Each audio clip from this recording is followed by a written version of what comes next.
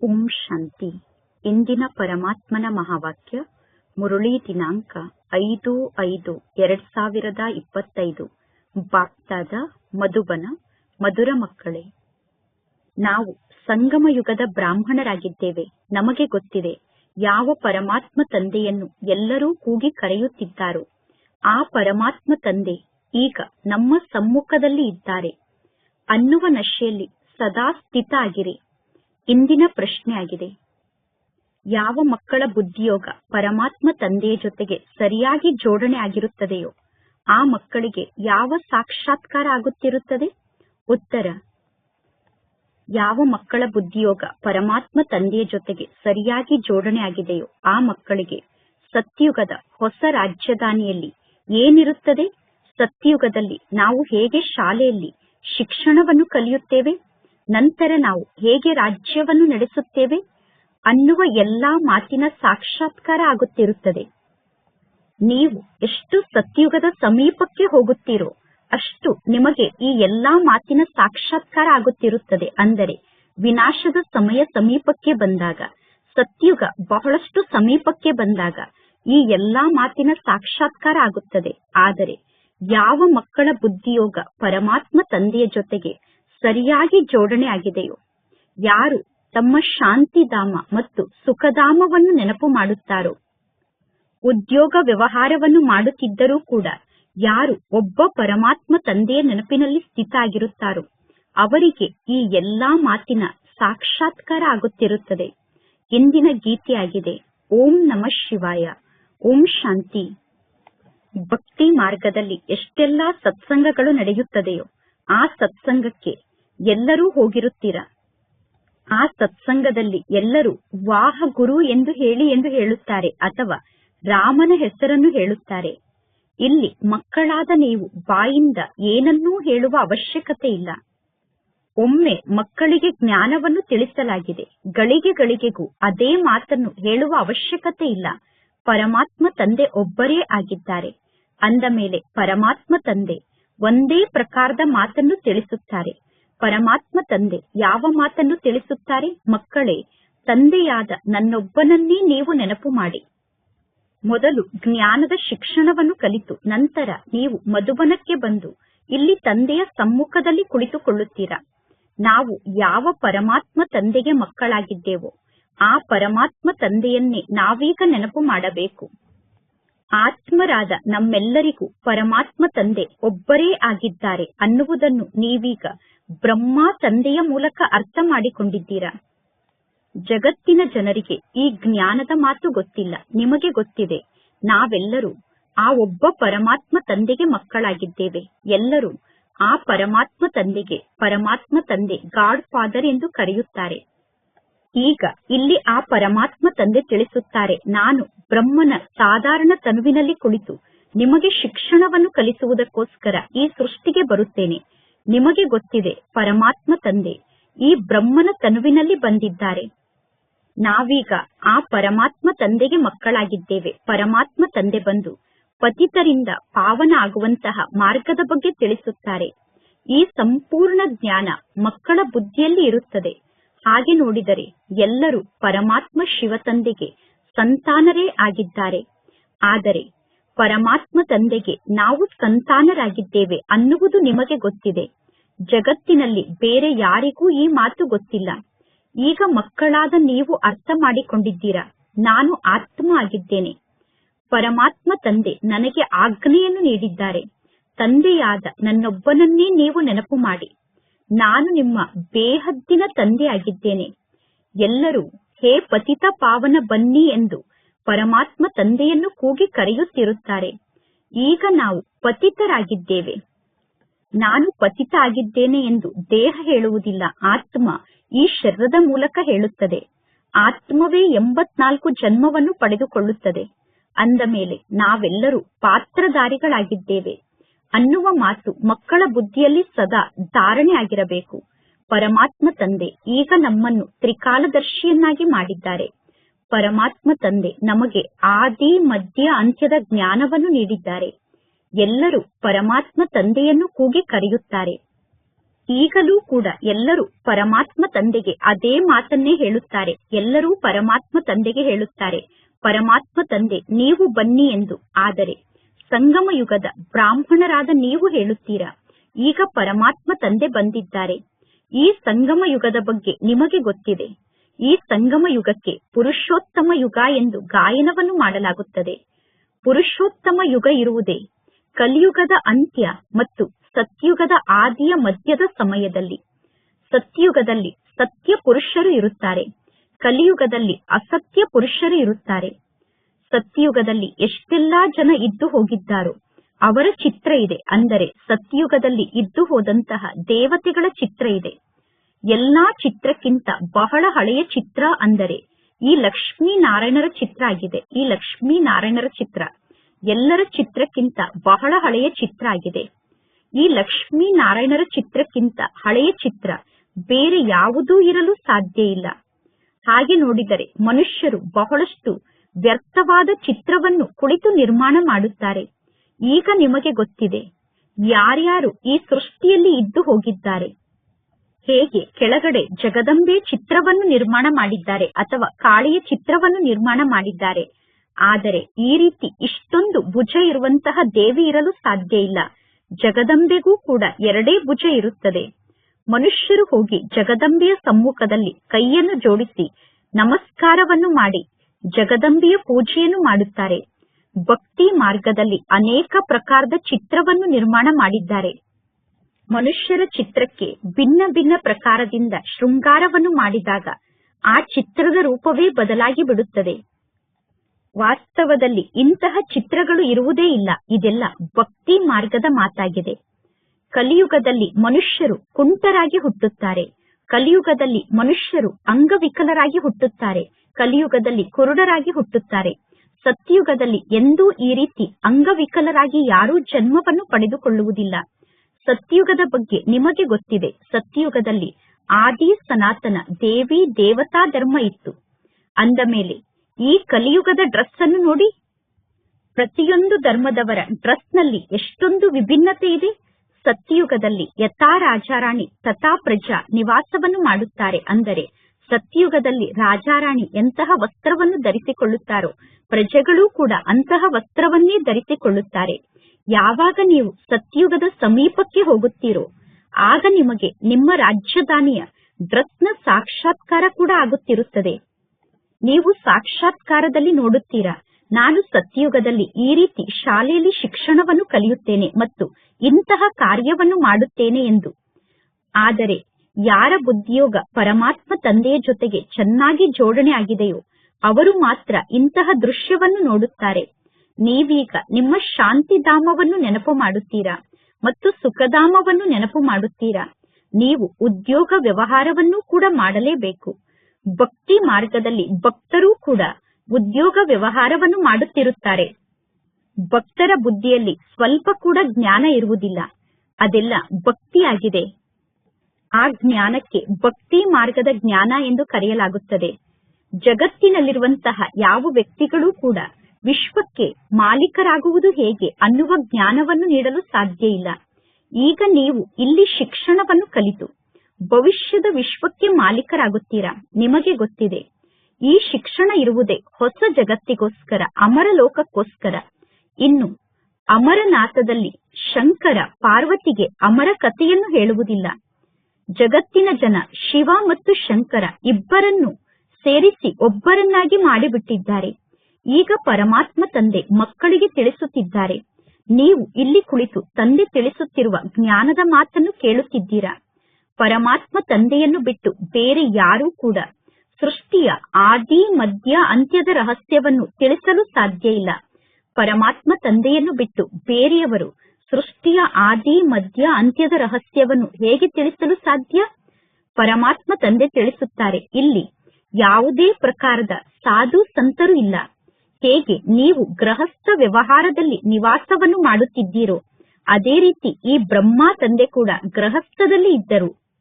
ನಿಮ್ಮೆಲ್ಲರ ಡ್ರೆಸ್ ಕೂಡ ಅದೇ ಆಗಿದೆ. ಅಂದರೆ ಮೊದಲು ಲೌಕಿಕ ಜಗತ್ತಿನಲ್ಲಿ ಎಂತಹ ವಸ್ತ್ರವನ್ನು ಧರಿಸಿಕೊಳ್ಳುತ್ತಿದ್ದೀರೋ ಈಗಲೂ ಕೂಡ ಅಂತಹ ವಸ್ತ್ರವನ್ನೇ ಧರಿಸಿಕೊಳ್ಳುತ್ತೀರಾ.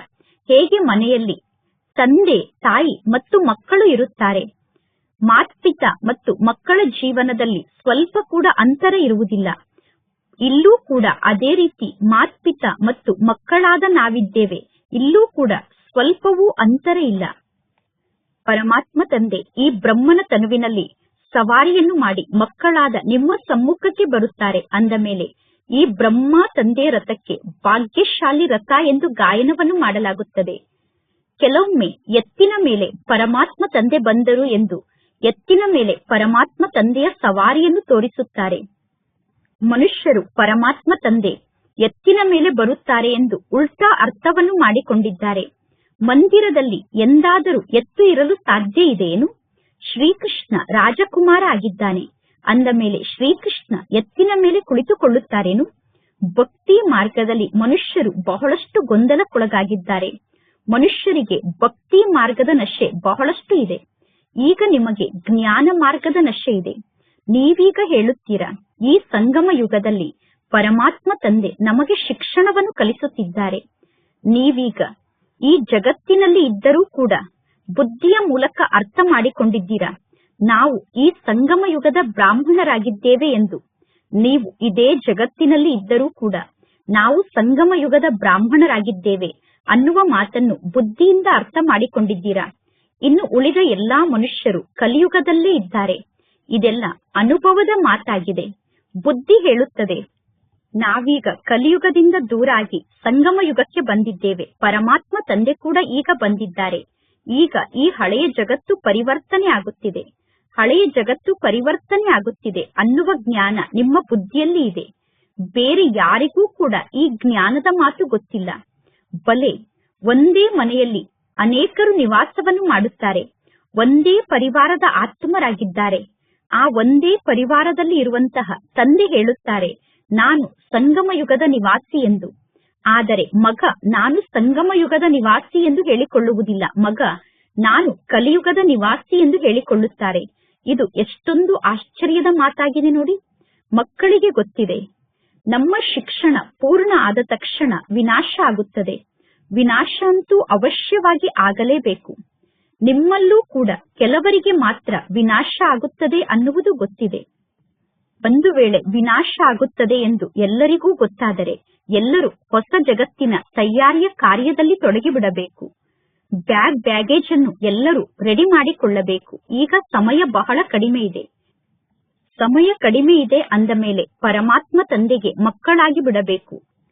ನೀವು ಹಸಿವಿನಿಂದ ಸಾಯುತ್ತಿದ್ದರೂ ಕೂಡ ಮೊದಲು ಎಲ್ಲವನ್ನೂ ತಂದೆಗೆ ನೀಡಬೇಕು, ನಂತರ ಮಕ್ಕಳಿಗೆ.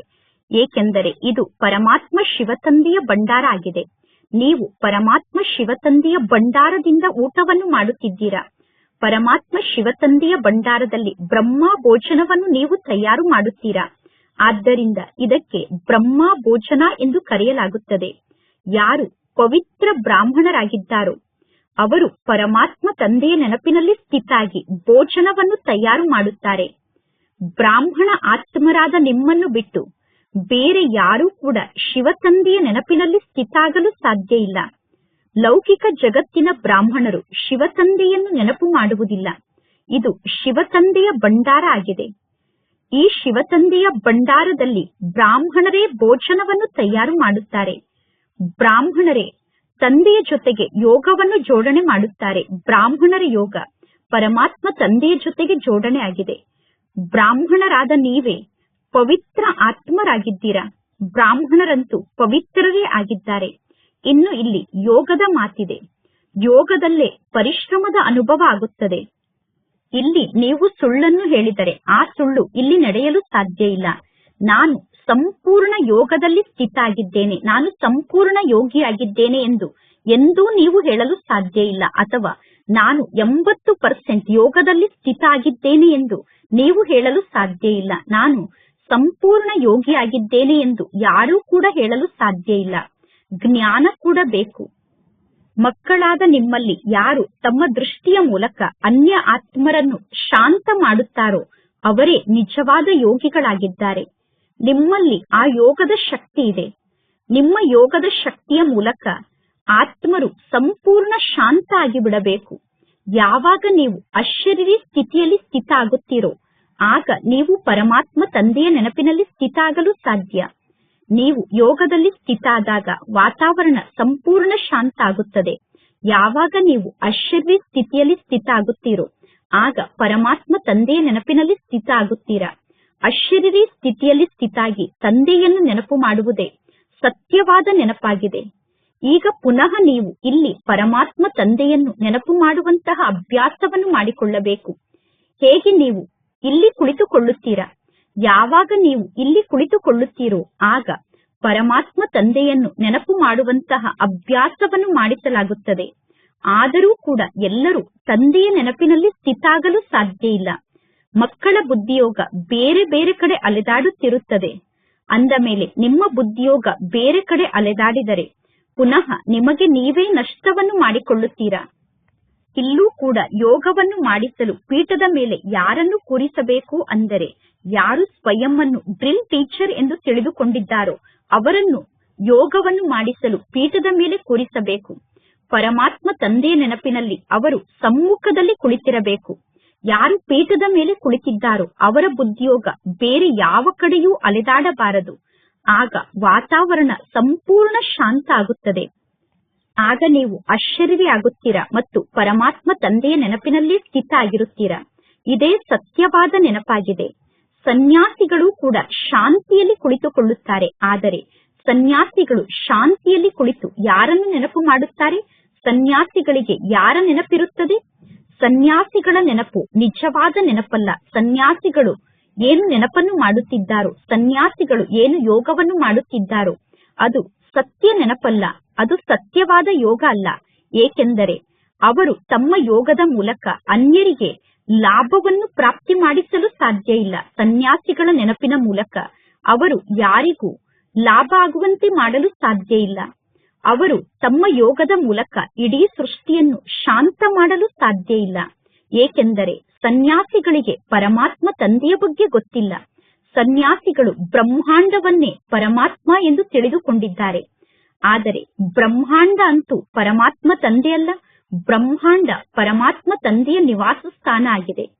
ಈಗ ತಂದೆಯಾದ ನನ್ನೊಬ್ಬನನ್ನೇ ನೆನಪು ಮಾಡಿ ಅನ್ನುವ ಶ್ರೀಮತ ಪರಮಾತ್ಮ ತಂದೆಯ ಮೂಲಕ ನಿಮಗೆ ಪ್ರಾಪ್ತಿಯಾಗಿದೆ. ನಿಮಗೆ ಗೊತ್ತಿದೆ ನಾವು ಹೇಗೆ 84 ಜನ್ಮವನ್ನು ಪಡೆದುಕೊಳ್ಳುತ್ತೇವೆ ಎಂದು. ಪ್ರತಿ ಜನ್ಮದಲ್ಲೂ ಸ್ವಲ್ಪ ಸ್ವಲ್ಪ ಕಲೆ ಕಡಿಮೆ ಆಗುತ್ತಾ ಹೋಗುತ್ತದೆ. ಹೇಗೆ ಚಂದ್ರನಲ್ಲಿ ಇರುವಂತಹ ಕಲೆ ಕಡಿಮೆ ಆಗುತ್ತಾ ಹೋಗುತ್ತದೆ. ನೋಡಿದಾಗ ಕಲೆ ಕಡಿಮೆ ಆಗಿದೆ ಎಂದು ಯಾರಿಗೂ ಗೊತ್ತಾಗುವುದಿಲ್ಲ. ಈಗ ಇನ್ನೂ ಯಾರೂ ಸಂಪೂರ್ಣರಾಗಿಲ್ಲ.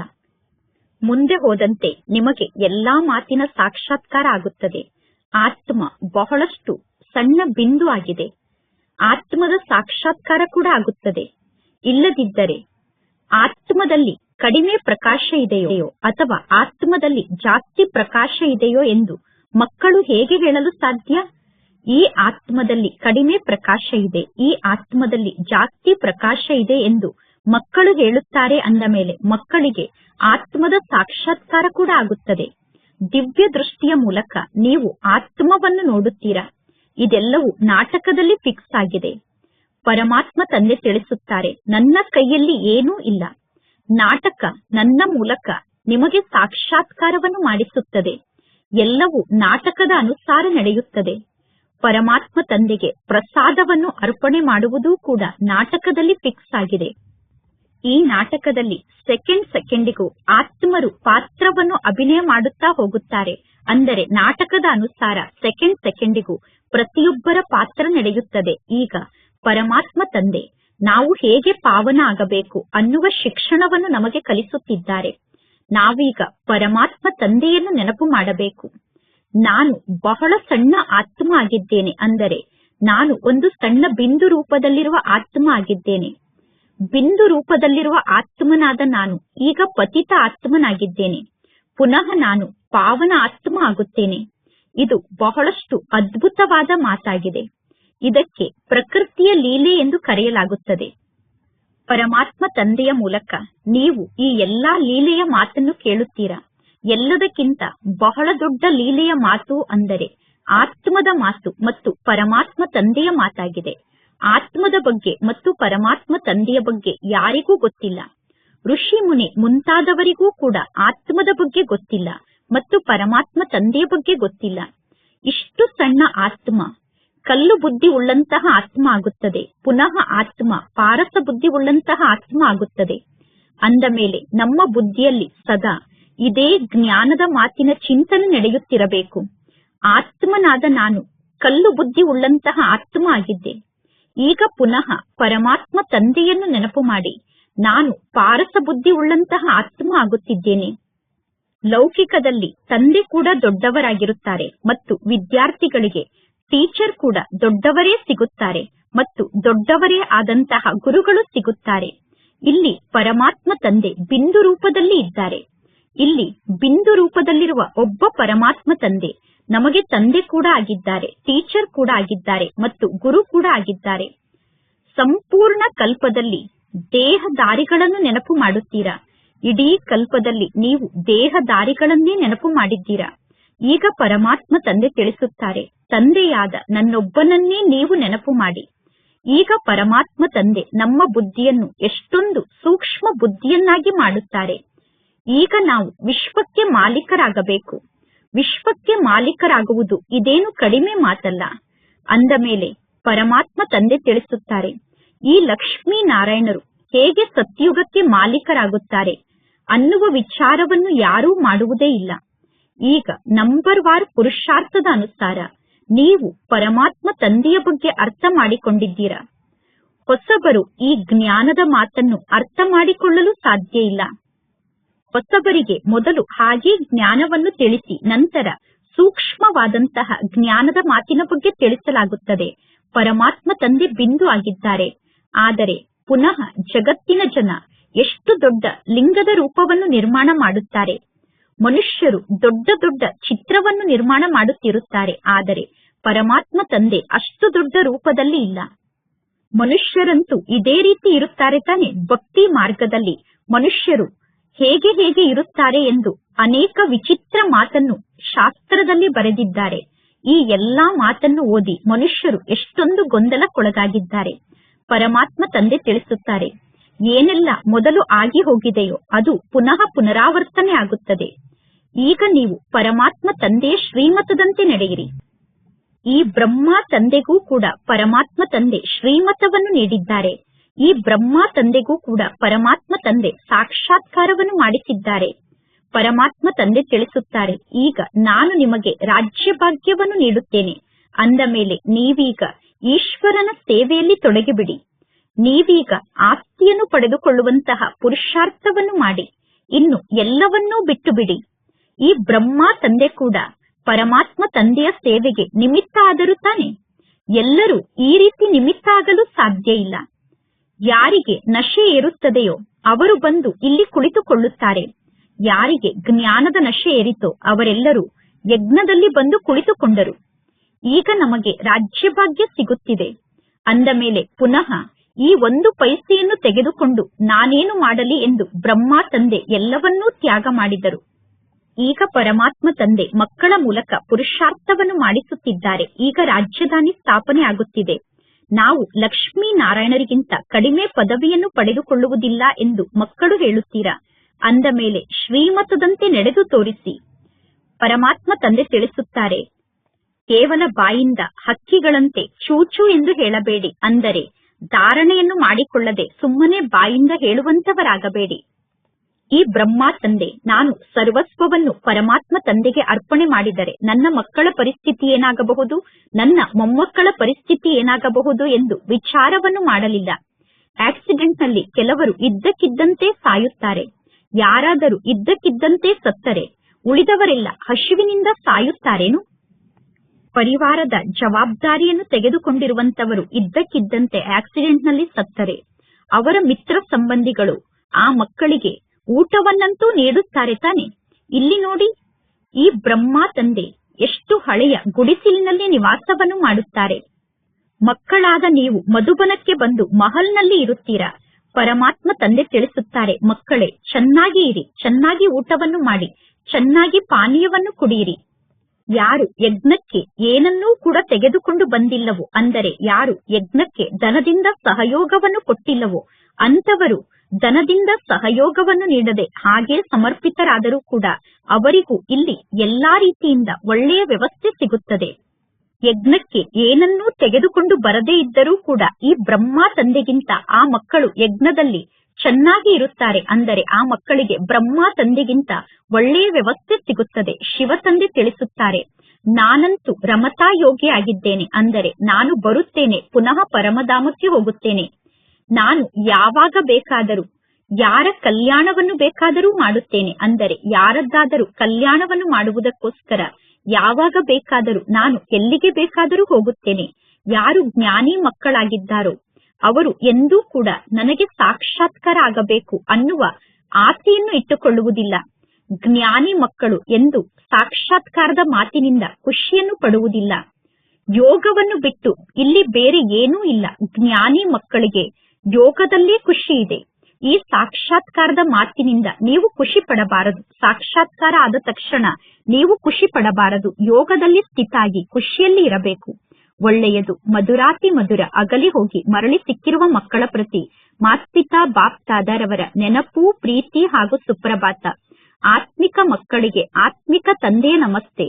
ಆತ್ಮಿಕ ತಂದೆಗೆ ಆತ್ಮಿಕ ಮಕ್ಕಳ ನೆನಪು, ಪ್ರೀತಿ ಹಾಗೂ ನಮಸ್ತೆ ನಮಸ್ತೆ ನಮಸ್ತೆ. ಧಾರಣೆಗೋಸ್ಕರ ಮುಖ್ಯ ಸಾರ. ಫಸ್ಟ್ ಪಾಯಿಂಟ್, ಯೋಗದ ಮೂಲಕ ನೀವೀಗ ಎಂತಹ ಸ್ಥಿತಿಯನ್ನು ರೂಪಿಸಿಕೊಳ್ಳಬೇಕು ಅಂದರೆ ನಿಮ್ಮ ದೃಷ್ಟಿಯ ಮೂಲಕ ಯಾರನ್ನು ಬೇಕಾದರೂ ಶಾಂತ ಮಾಡಲು ನಿಮಗೆ ಸಾಧ್ಯ ಆಗಬೇಕು. ನೀವು ಯೋಗದಲ್ಲಿ ಸ್ಥಿತ ಆದಾಗ ವಾತಾವರಣ ಸಂಪೂರ್ಣ ಶಾಂತ ಆಗಿ ಬಿಡಬೇಕು. ಅದಕ್ಕೋಸ್ಕರ ಅಶರೀರಿಯಾಗುವಂತಹ ಅಭ್ಯಾಸವನ್ನು ಮಾಡಬೇಕು. ಸೆಕೆಂಡ್ ಪಾಯಿಂಟ್, ಜ್ಞಾನದ ಸತ್ಯ ನಶೆಯಲ್ಲಿ ಇರುವುದಕ್ಕೋಸ್ಕರ ನಿಮಗೆ ನಾನು ಸಂಗಮ ಯುಗದ ನಿವಾಸಿ ಅನ್ನುವ ನೆನಪು ಸದಾ ಇರಬೇಕು. ಈಗ ಈ ಹಳೆಯ ಜಗತ್ತು ಪರಿವರ್ತನೆ ಆಗುತ್ತಿದೆ. ನಾನೀಗ ವಾಪಸ್ ಮನೆಗೆ ಹೋಗುತ್ತಿದ್ದೇನೆ. ನಾನೀಗ ಸದಾ ಶ್ರೀಮತದಂತೆ ನಡೆಯಬೇಕು ಎಂದು ನೆಪವನ್ನು ಹೇಳಬಾರದು. ಇಂದಿನ ವರದಾನ ಆಗಿದೆ.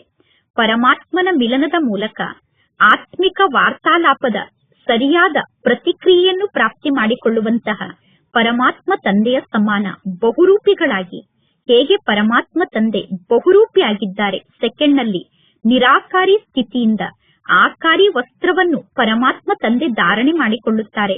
ಅಂದರೆ ನಿರಾಕಾರ ತಂದೆ ಸೆಕೆಂಡ್ನಲ್ಲಿ ಆಕಾರಿ ಶರೀರವನ್ನು ಧಾರಣೆ ಮಾಡಿಕೊಳ್ಳುತ್ತಾರೆ. ಅದೇ ರೀತಿ ನೀವು ಕೂಡ ಈ ಮಣ್ಣಿನ ಡ್ರೆಸ್ ಅನ್ನು ಬಿಟ್ಟು ಆಕಾರಿ ಡ್ರೆಸ್ ಅಂದರೆ ಸೂಕ್ಷ್ಮ ದೇವತಾ ಸ್ವರೂಪದ ಡ್ರೆಸ್ ಅನ್ನು ಧಾರಣೆ ಮಾಡಿಕೊಳ್ಳಿ.